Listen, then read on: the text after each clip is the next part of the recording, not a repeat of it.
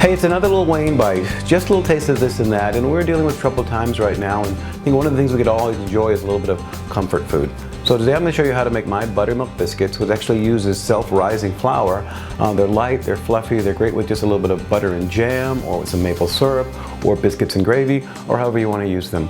But anyway, before we get started, just a reminder, please subscribe to my YouTube channel. You'll get more recipes, you'll get craft projects, restaurant reviews, even travel tips, all in the same spot.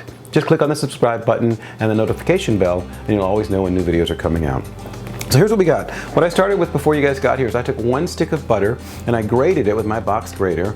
I also measured out 2½ cups of self-rising flour, which already has baking soda in it, but I also add to that 1 teaspoon of baking powder, another ½ teaspoon of baking soda, and a ½ teaspoon of salt. I'll mix all that together, and then I'll measure out 1¼ cups of buttermilk. Now here's a tip, if you don't have buttermilk, just put 1 tablespoon of vinegar in a cup, and then measure out 1¼ cups of regular milk on top of that, and let that sit for 15 minutes. It'll do the same thing that buttermilk will do in terms of activating the baking soda. Now what I do is I take all 3 of those ingredients and I put them in the freezer for 15 minutes to get them really chilled. And that's what I've done already, and I'll grab them right now. So now here in my bowl, I'm putting my flour mixture down. I'm putting my iced butter down as well, and it's quite iced as you can see. Get in there. All those little important pieces. There we go. Then I'm going to put my milk as well, my buttermilk. And that goes all in there. And I'm just going to cut these ingredients together. And once they do come together, I'm going to roll them out on my board and I'll actually start making this dough, putting it together. And there's a lot of folks that are saying they don't have a lot of things in their house, a lot of ingredients, and they're not wanting to go to the store. So again, if you don't have buttermilk, then you can certainly substitute regular milk by putting a little bit of vinegar in there, and it does the same sort of thing. Now this is coming together just about there. That's about the consistency I want. Still very, very cold. I'm going to mix the rest with my hand. Over there. It just fully comes together. And then I'm going to flour my board here and roll it out on my board. Get everything out of there. And just till it starts to come together as a full sort of dough here.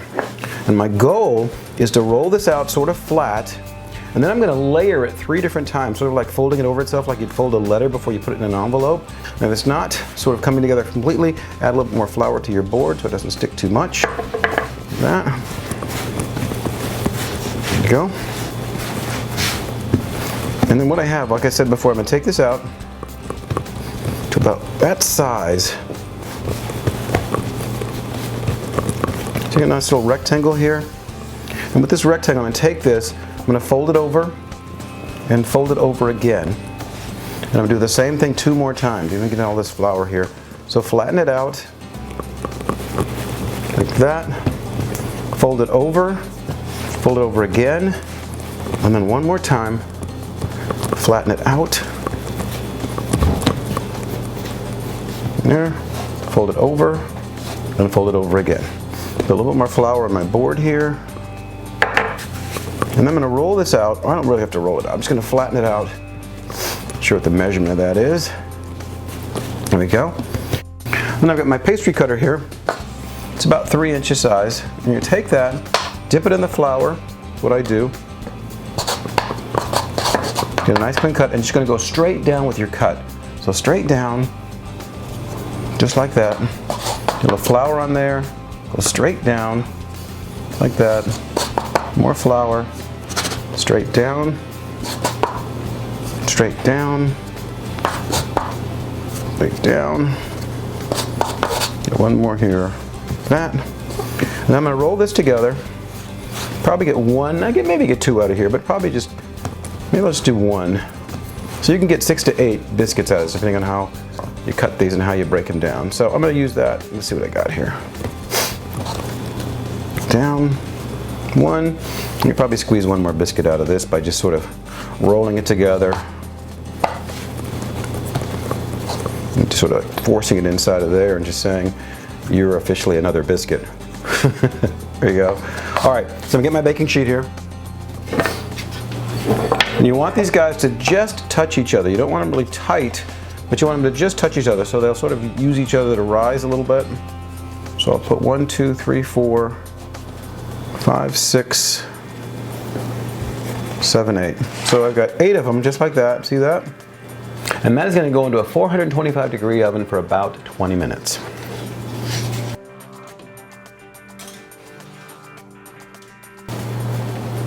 And here, folks, are my biscuits. Aren't they beautiful? Now what I'll do at the very end is I'll take about a tablespoon of butter that I've melted, and I'll just brush that on top as well, just before I let everybody dig into these.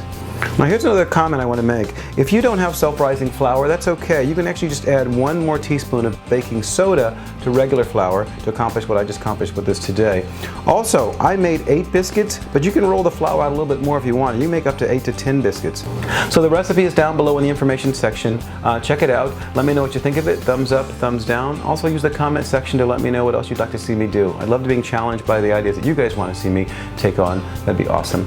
Anyway, thanks for spending time with me today. I hope everybody's taking care of themselves and each other. These are tough times right now, and we all need to get through it together. Take care.